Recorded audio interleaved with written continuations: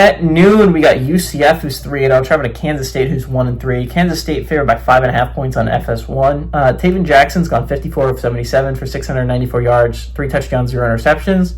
Jaden Nixon has had 11 carries for 160 yards and 3 touchdowns. Dwayne Thomas Jr. has had 12 catches for 148 yards. Avery Johnson's had gone 77 of 127, thrown for 851 yards, 6 touchdowns, 1 interception so far in his Wildcats season. Joe Jackson's had 30 carries for 136 yards, and Jace Brown's had 25 catches for 284 yards and 2 touchdowns. Kansas State's 2-0 against UCF all time. They played in 2010 and 2023. UCF is 0-2 when traveling to Manhattan, Kansas State. And they're 0-1 in one-possession football games. Kleinman is 1-0 during his tenure at Kansas State when they're playing UCF. Okay. Again, UCF is the team in the playoff picture here, not Kansas State. Not something I thought I would be saying at this point in the year. If you asked me at the beginning of the year, I would not have assumed Kansas State would be the team that's out of playoff consideration. But they are. Here we sit. The Wildcats have looked not good this year. But here's the thing. It's not that they've been so bad they're getting their ass kicked, right? They've lost 3 games, sure, and they have not looked good in any of those 3 games. Let's be crystal. They lost to Army, and that's Army's only win so far this year. They're a 1-2 Army team, right? So Kansas State is not a good football team.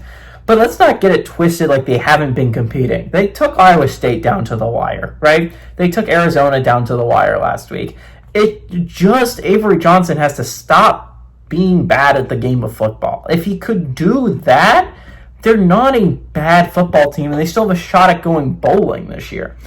The Knights are an interesting team to me because I don't know if I believe they're 3-0, right? They're 3-0, they're undefeated. They have a win over a Power 4 opponent, but it's UNC, so I don't know if I really trust that that's a good win. UNC has looked really, really awful. They played a really close game against Jacksonville State, which is the main reason of my suspicions that this might not be a good football team. But at the same time, they're 3-0. Their schedule is not that bad. You look at it, if you include Kansas, they play 4 contenders.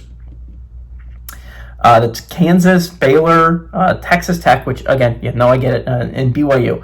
They go on the road for 3 of those, at least. They go on the road to BYU, they go on the road to Baylor, they go on the road to Texas Tech. And trust me, I know what you're saying. That doesn't sound like the easiest schedule of all time. But if you're playing in the Big 12, they're spaced out really nicely. None of them are in a row. And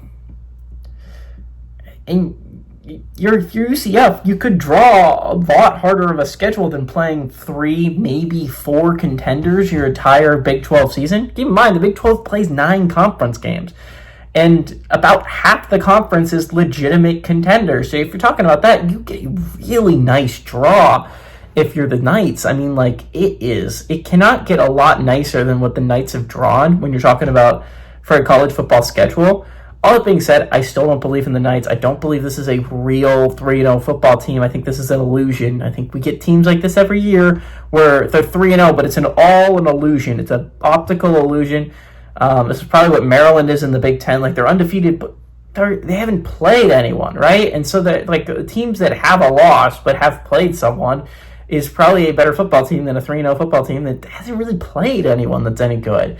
They're going on the road to Kansas State team that's going to be coming off a bye, that's going to be eager to win, considering they've only won 1 game so far. It was a nail biter against North Dakota, right? This is not a great Wildcats team, but this isn't a great UCF team, and I think Kansas State has enough to win this game at home, as shown by the spread. I think the people in Vegas agree with me. Give me the Wildcats to win. I like the Wildcats to cover at home.